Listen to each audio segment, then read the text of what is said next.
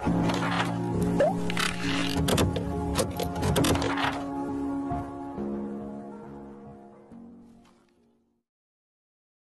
pernah ada cerita, ini penting saya utarakan ke jenengan.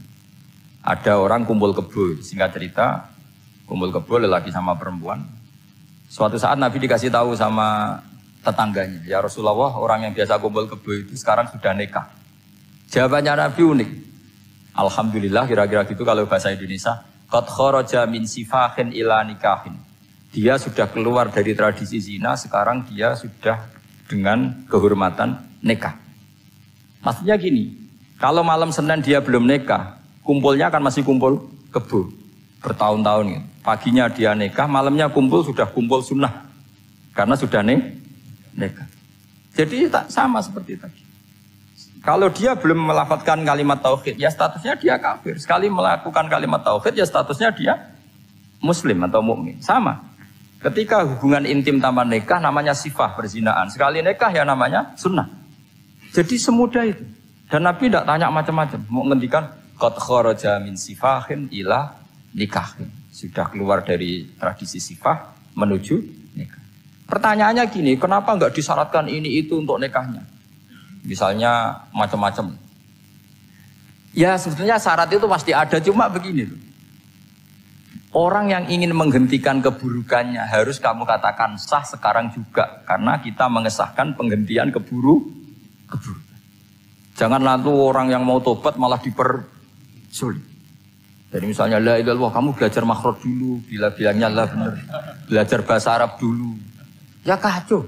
Apalagi saya persiapkan seremonialnya dulu, nanti di masjid di syuting supaya satu Indonesia tahu yang Islamkan saya itu kiainya yang engkek malah repot lagi.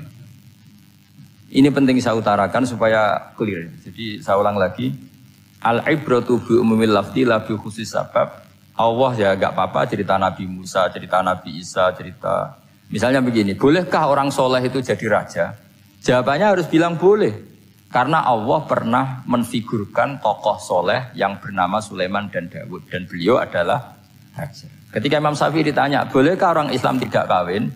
Ya asal dia ada zina ya boleh. Karena Allah menyebut hamba yang soleh dan sebagian mereka tidak nikah. Yaitu Nabi Yahya dan Nabi Isa. Yaitu wasayyida wa hasura wa nabiyya minas sholihin. Jadi cara berpikir Imam Syafi'i gampang. Bagaimana hukumnya orang Islam yang enggak nikah padahal dia tapi asal enggak zina loh ya. Ya jawabannya ya boleh karena Allah mensifati Nabi Yahya dan Isa dengan status hasur, tidak apa? Nikah. Bolehkah seorang soleh jadi raja? Ya boleh. Daud dan Sulaiman itu seorang soleh dan jadi raja. Bolehkah orang soleh itu fakir? Wah sudah banyak, enggak usah dibolehkan sudah banyak kan. Jadi gampang sekali Quran di depan ahlinya itu. Jadi kalau Imam Syafi'i ditanya, fa inna wa ta'ala dzakara abdan sholihan wa qala wa sayyida wa hasura wa nabiyyam minas sholihin. Ternyata ini orang dia ditanya, apakah boleh orang soleh itu jadi politikus, jadi pejabat? Ya boleh saja. Faqad ataina ala Ibrahim al-kitab wal hikmata wa atainahum mulkan azim. Jadi ini yang boleh bukan sekedar Ibrahim. Padahal di ayat itu tentang ala Ibrahim. Cara berpikir ya tadi, ternyata kesalehan tidak mengganggu jabatan. Ya tentu ya maksudnya untuk kesalehan juga. Jika agama ini gampang. Makanya kalau ada yang tanya, bagaimana perempuan punya aktivitas? Ya jawabannya asal kebenaran ya boleh. Allah cerita Bilqis dan itu raja perempuan. Di hadis banyak ketakapan Aisyah memimpin, macam-macam. Jadi gampang saja. Nah, kenapa sekarang banyak orang berdebat tentang Quran dan nyuwun sewu sampai pada level gontok-gontokan ekstrim? Karena mereka nggak mau belajar ulumul Quran. Kegiatannya debat, tukaran. Yang bingung kita, yang waras ngalah lah kira-kira gitu. Ini nggak pernah ngaji Quran, gegernya. Ya kacau. Ada ulumul Quran, jadi yang namanya kitab Al-Itqan. Dan itu dibukukan oleh ulama. Dan gampang sekali. Pernah ya Sayyidina Umar ketika Futuhat, beliau sudah Futuhat itu mengalahkan musuh-musuh Islam yang memusuhi Islam. Perlu dicatat musuh-musuh Islam yang memusuhi Islam. Karena kalau yang tidak memusuhi Islam nggak boleh dimusuhi juga. Ya. Singkat cerita ditanya, kenapa kita tidak tasakuran besar-besaran? Kita kan sudah menang. Padahal disambut sedemikian rupa. Jawabnya Umar apa? Inna wa ta'ala qad ayyara qauman faqala adhabtum thayyibatikum fi hayatikumud dunya wastamta'tum biha. Allah itu mengkritik kelompok kaum yang dalam hidupnya itu foya-foya. Maka saya akan mengurangi foya-foya itu supaya saya menyisakan jatah foya-foya saya sampai di surga. Nanti orang kafir ketika dimasukkan neraka di antara taubehnya Allah. Taubeh itu ya semacam kayak disalahkan gitu. Adhabtum thayyibatikum fi hayatikumud dunya, jatah-jatah kenikmatan kamu, salah kamu habiskan di dunia. Sehingga kita harus pernah pas enak-enaknya tidur, tahajud, wiling-wilingan, ngurangi jatah. Sayyidah Aisyah tuh cantik sekali, tapi sudah turu mujur di depan Nabi, Nabi tetap sholat. Kalau sampai istrinya tidak cantik saja, nggak pernah tahajud. Itu masalah besar, itu Aisyah itu kenangannya Aisyah. Saya ini kurang cantiknya. Sampai Nabi kalau sholat digoda tidur di depannya, masyhur. Wa ana mu'taridotun, saya tidur malang di depan Nabi. Nabi kalau berdiri sikilnya aku tak dojorno, kalau Nabi mau sujud tak ingkretno. Nabi terus saja tahajud. Dan saya yakin itu sunnah, tidak ada yang niru itu. Aisyah loh, bukan yang Saudah, Aisyah. Di semua riwayat itu, kalau Saudah kan mungkin wah pantesan Saudah kan gitu. Ini Aisyah. Terus ada cerita lagi, betapa Rasulullah memang Nabi betul. Aisyah itu istrinya paling cantik. Kan yang nyanyi cantik itu hanya Aisyah, Zainab sama Sofia. Kira-kira rivalnya itu. Yang rivalnya itu, kira-kira. Yang sebagian ya cantik tapi enggak sekelas ini. Rasulullah itu malam-malam keluar. Terus pikiran Aisyah, pasti ke sebagian rival saya. Doroh itu maru kalau coba. Dibuntuti sama Aisyah. Nabi enggak tahu kalau dibuntuti Aisyah. Ini hadis riwayat doa masuk kuburan. Maka, jadi hadis itu ya unik, kalau enggak di tangan ulama itu jadi kacau. Babu doa li ahlil kubur, bab mendoakan ahli kubur itu babnya itu tentang cemburu. Walhasil karena Nabi keluar, wah ini mesti itu enggak benar ini, paling ke Sofia atau ke ya pokoknya Zainab yang cantik-cantik. Ditututi sama siapa Aisyah. Nabi enggak tahu itu. Ternyata Nabi itu kebaki itu assalamualaikum daraqaumil mukminin wa inna insyaallah bikum lahikun. Jadi barokahnya cemburu, hadis itu ada rawinya. Oh, ternyata ke kuburan toh. Itu sampai pulang, jadi hadis itu diriwayatkan Aisyah. Ghirtu itu cemburu, saya ini cemburu sama Nabi. Malam-malam keluar, tak tututi juga mau kuburan. Lah, sahabatnya tanya, muridnya Aisyah, lalu baca apa? Assalamualaikum daraqaumil mukminin wa inna insyaallah bikum lahikun. Kalau sampean kan enggak, dibuntuti tok bar tenang. Mesti barbaran. Jadi ini penting saya utarakan. Jadi cobalah ulumul Quran dikaji secara baik. Insya Allah nanti maknani Quran itu mudah. Karena memang sesuatu itu harus ada ilmu. Ya sesuatu itu harus ada ilmu. Banyak ulama itu nangis karena mudah memahami rahmat Allah. Abu Yazid Al-Bustami itu jadi wali bukan karena banyak wiridannya, enggak. Dia setiap makan itu memuji begini, ya Allah, engkau itu tidak butuh saya, tapi kenapa ngasih makan saya? Kalau majikan ngasih makan karyawannya kan supaya mau kerja. Semua kebaikan manusia itu pasti ada imbalannya. Tapi engkau itu tidak butuh apa-apa, kenapa ngasih nikmat kepada manusia padahal engkau tidak butuh? Itu kan aneh betul. Kalau apapun ikhlasnya orang, kalau ngasih itu kan ada maunya. Meskipun sudah bilang ikhlas. Oh sudah, tapi kalau Allah itu tidak butuh. Misalnya ada orang nyumbang masjid ikhlas, tetap di hatinya, benak Jumatan Par, Quran yang dinti, tetap ada kepentingannya. Tapi kalau Allah, sehingga cara mensifati Allah itu luar biasa. Makanya orang jadi wali itu diantara kata Rasulullah, Inna woha la yardu anil abdi idha akalal aklah fayahmaduhu alaiha au yashrubah syarbah fayahmaduhu alaiha. Allah itu sangat ridho. Orang jadi wali itu kan diridani Allah. Allah itu sangat ridho kalau seseorang makan, kemudian dia muji Allah. Coba apa hebatnya Donald Trump kalau gak makan ya lemes mati. Apa hebatnya presiden seluruh dunia kalau gak makan ya lemes mati. Orang yang katanya paling top di dunia, itu nak gak makan kangkung nyatanya ya lemes. Hebatnya di mana? Yang kita puji-puji hebat, ternyata kalau gak makan itu lemes. Pak Rektor gak makan lemes, apalagi Pak Onwel gak makan lemes. Hebatnya apa coba? Nah, terus kelihatan wa khuliqal insanu dhaifah. Makanya ketika Allah mengingatkan orang yang menyembah Isa, Allah hanya menghentikan gini, karena yakulani to'am. Isa dan ibunya itu makan.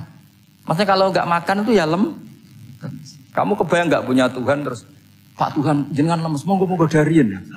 Kayak apa malunya kita punya Tuhan kalau nggak makan apa? Lemes.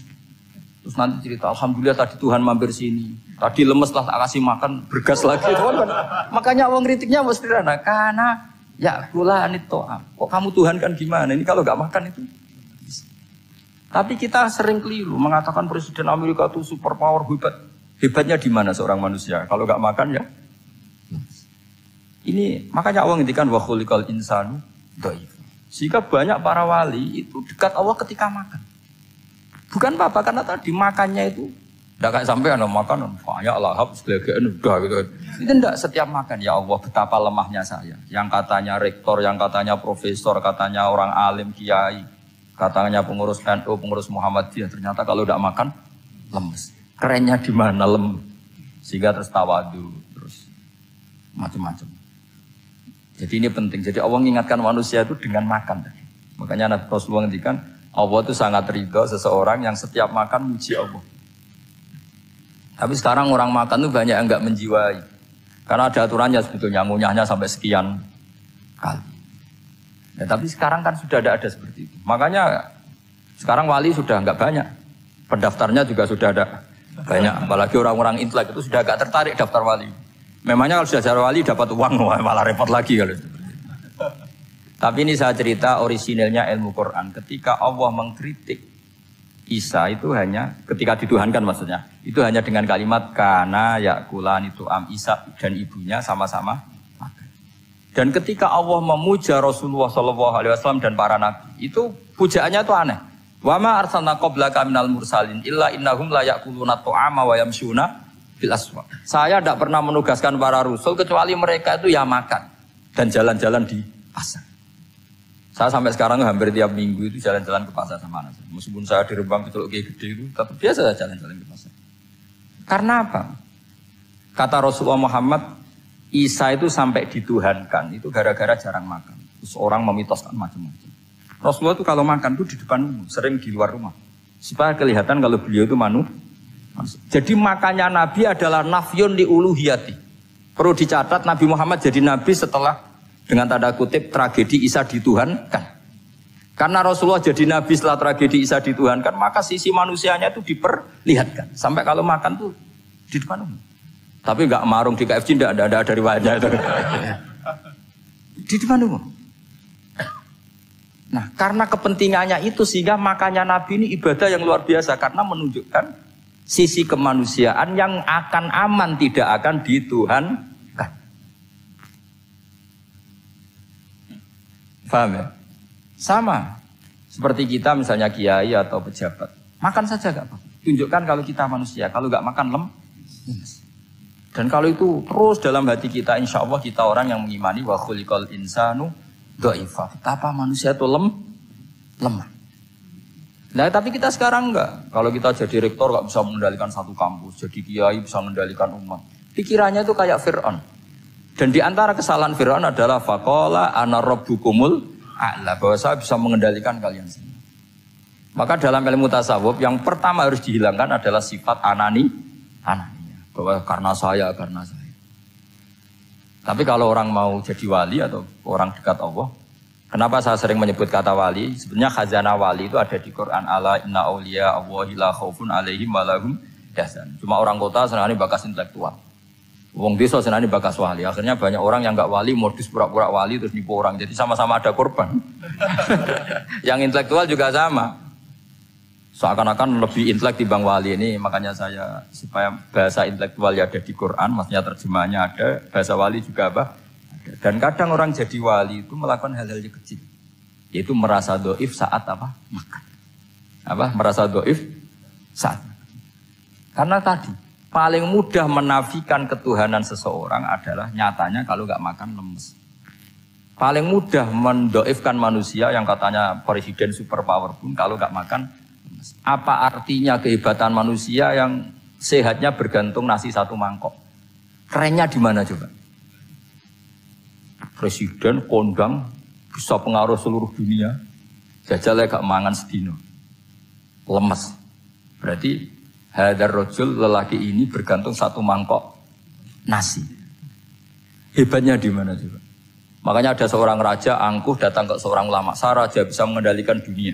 Kata ulama, tanya gini. Andaikan kamu tidak bisa minum, kemudian harus bisa minum kalau orang menukarkan kerajaan kamu. Kamu boleh minum, asal kamu tidak jadi raja. Apa kamu kasihkan kerajaan kamu ketika kamu harus minum dengan cara seperti itu? Misalnya di tengah belantara, kalau di Arab kan sering ada apa? Sahara itu ada padang pasir. Terus kata raja itu, ya saya milih minum. Kalau saya tidak minum mati. Mendingan tidak punya kerajaan. La tafrah bimulkin la yusawi apa? Kak samain. Kamu jangan bangga dengan kerajaan yang nilainya tidak ada dengan segelas. Baru dia sadar ternyata. Jadi kamu jangan bangga dengan satu kerajaan yang bahkan akan kamu tukarkan dengan segelas. Artinya pertanyaannya gini, kerajaan yang kamu bisa mimpin ini ditompang air apa ditopang keangkuhan Anda? Sebenarnya ditopang air. Karena sekali Anda tidak minum, tidak bisa jadi raja. Terus lemes, diobat, no. Sama presiden juga gitu. Kalau nggak makan, nggak minum, terus sakit, stroke, nggak bisa jadi presiden. Artinya ternyata betapa manusia ini bergantung dengan sesuatu yang remeh, yaitu makan, minum, makan, minum. Nah di sini ini, kenapa Quran menyebut para nabi itu apa?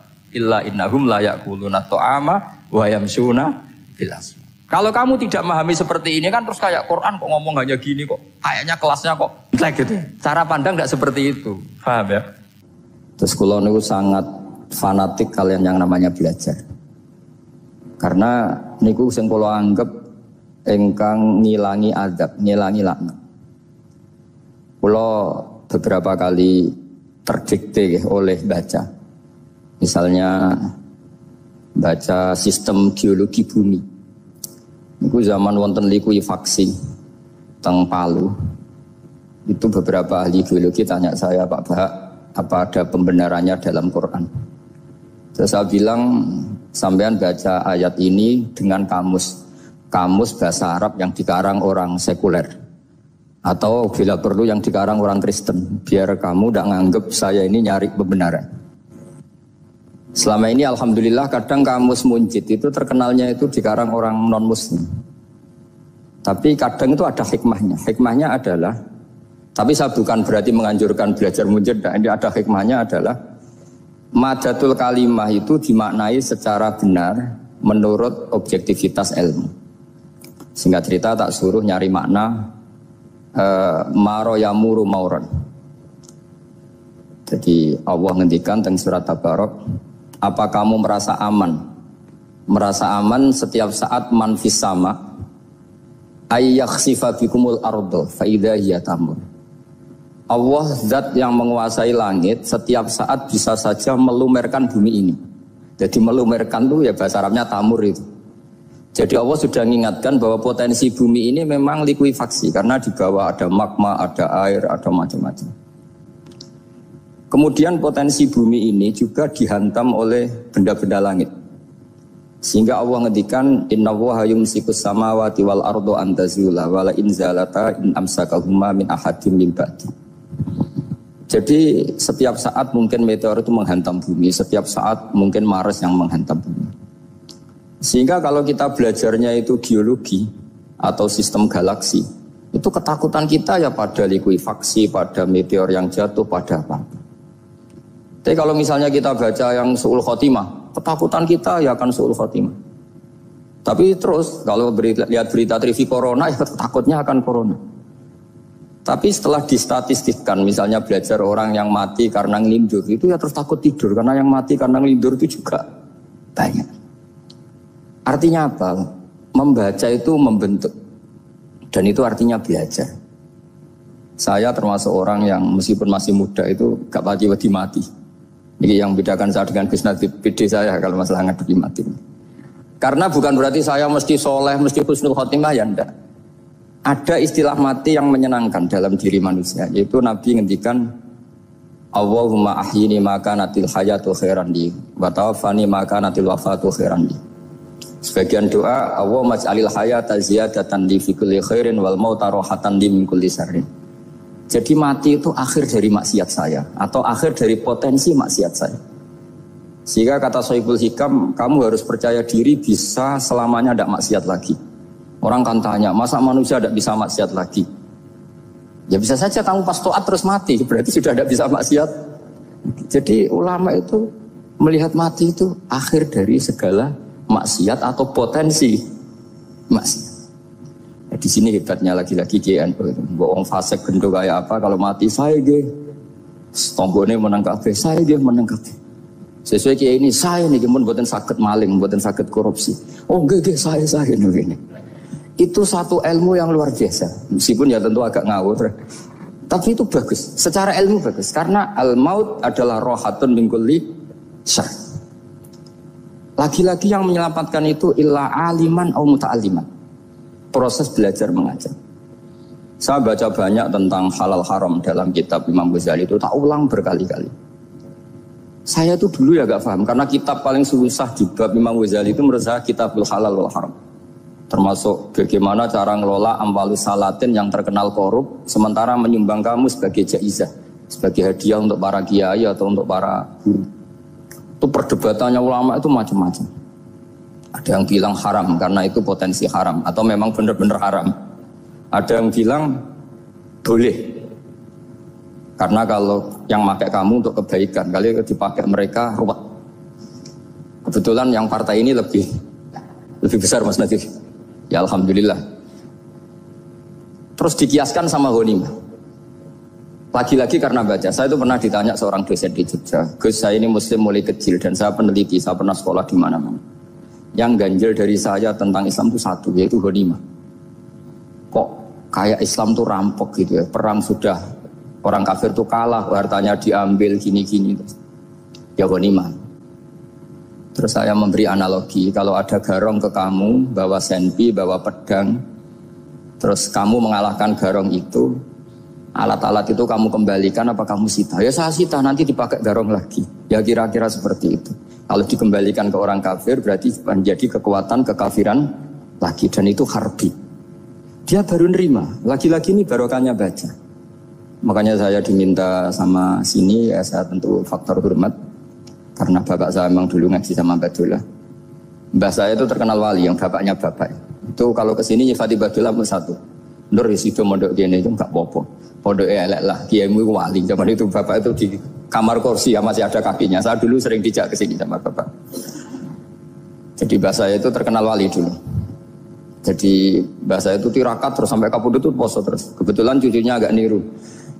Saya tidak niru itu karena itu Gus Zaki. Memang disuruh tidak niru. Kata mbah saya, kira usah tirakat, wis tak tirakati aku. Itu jadi saya, Mbah Mun juga gitu. Kowe haram tirakat, wis tak tirakati aku. Saya senang sekali. Tapi tua-tua kok mikir butuh. Nah, terus nirakati butuhku sopo. Jadi mulai jadi kiai betul Mas Nadif, saya ini sudah mulai mikir butuh. Karena saya ini termasuk orang yang kecelok alim yang enggak banyak orang menghormati karena sudah diramal sama mbah-mbah. Di dulu mbah saya Mbah Nur Sam itu kakak saya itu SMP SMA, kakak saya yang kedua juga SMP SMA. Mbah saya itu Mbah Nur Sam itu yang nganterkan bapak ketika mondok sini itu, yang ikrar karo Badullah wali Mbah Nur Sam, ahli tirakat, ahli puasa. Itu bilang, Nur, anak sing iki aja pondok, aja sekolahno.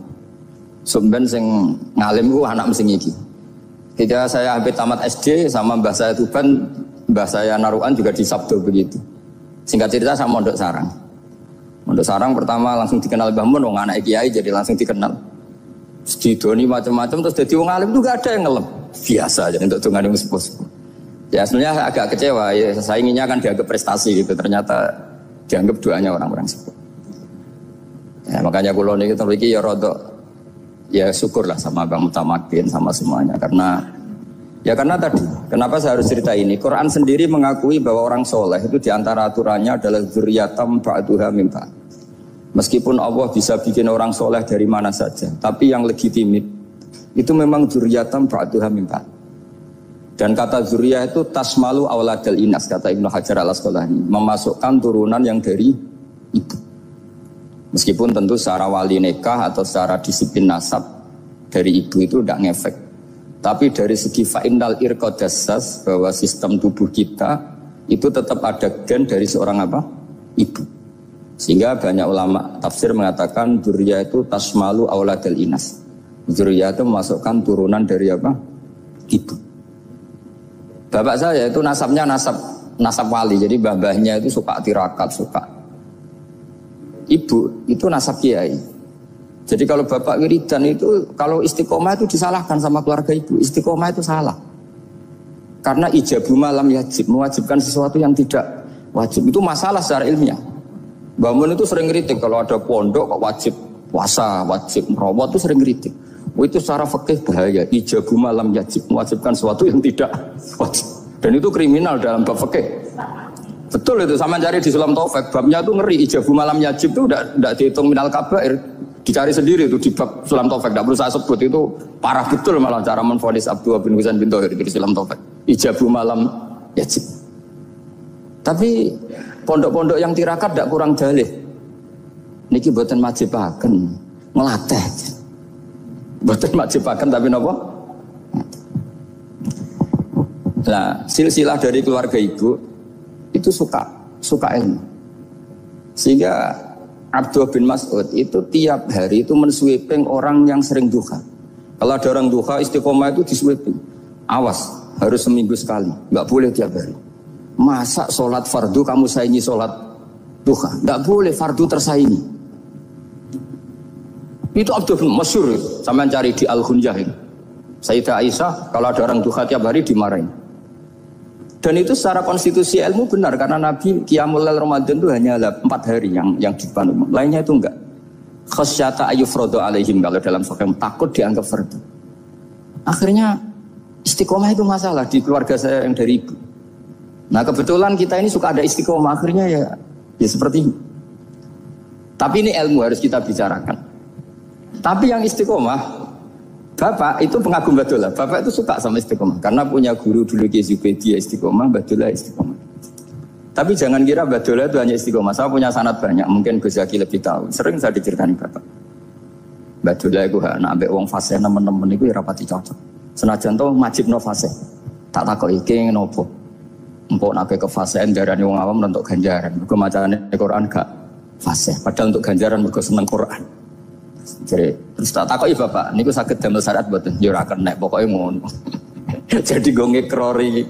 Artinya beliau ndak ingin lah gara-gara kita terlalu pakem tajwid kemudian nganggap siapa saja baca Quran salah kemudian tidak dapat pahala. Bisa saja hamalahum ala ayaqraul Qur'ana apa mahabbatuhum wa iskuhum wa kadza wa kadza. Jadi akhirnya saya jadi tahu. Oke, secara makhraj salah, tapi iseknya benar, mahabbahnya benar, brontonya benar. Jadi sebetulnya Badullah itu punya sekian makalah tentang ilmu. Hikam juga gitu. Nur nak cah santri ngaji ihya itu jauh oleh. Saya nak ngaji hikam mojo. Maksudnya beliau entah kalau setelah itu Badullah itu melarang siapa saja santri ngaji hikam itu dilarangnya ada kelas tertentu untuk boleh ngaji hikam. Nah kenapa saya cerita ini? Karena saya masih ingat betul di antara wasiatnya Mbah Mun itu.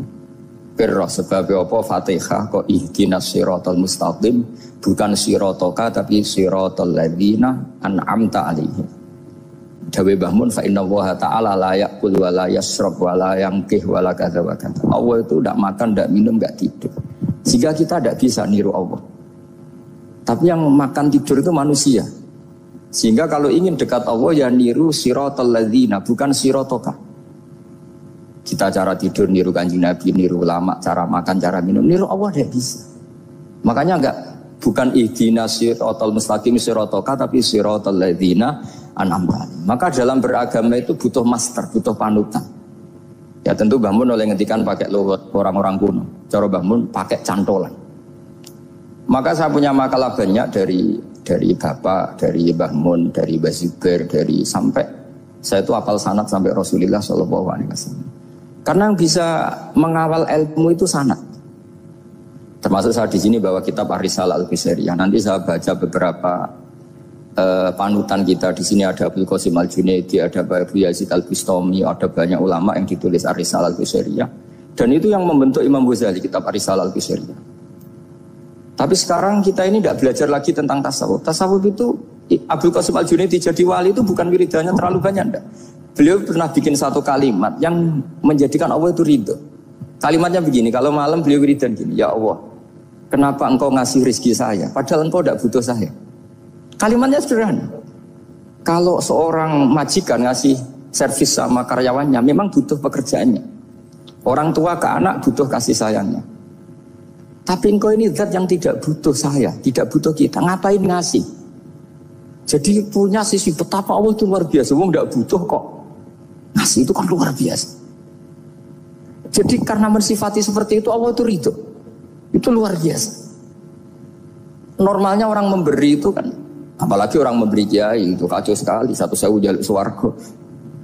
Salam template 1 juta wae jaluk apa? Swarga itu parah lagi. Nanti kalau enggak masuk surga tunda-tunda. Itu ngeri lagi itu 1 juta minta apa? Surga. Sayyidina Ali itu diantara sebabnya beliau dekat Allah itu karena muamalahnya sama Allah itu benar. Di antara muamalah itu yang diriwayatkan di kitab Ar-Risalah itu Syariah adalah masyhur itu. Kafani izzan antakuna li rabban wa kafani fakhran an akuna laka abdan. Tiap malam dia beritanya itu, ya Allah, saya sungguh sangat mulia karena engkau yang jadi Tuhan. Coba kalau saya dituhani manusia yang mati atau dituhani siapa yang mati juga. Wa kafani fakhran an akuna laka abdan. Saya ini bangga sekali karena jadi budakmu, jadi hamba zat yang tidak mati. Jadi pakem-pakem yang menjadi masyrab kalau dalam bahasa tasawuf itu yang menjadikan wali. Sehingga yang dikatakan ibadah itu apa? Ma'rifatullah. Mengenali Allah secara benar. Jadi jangan kira wali-wali dulu terus terlalu istiqomah, ada juga. Mereka punya pakem yang menjadikan Allah itu ridho.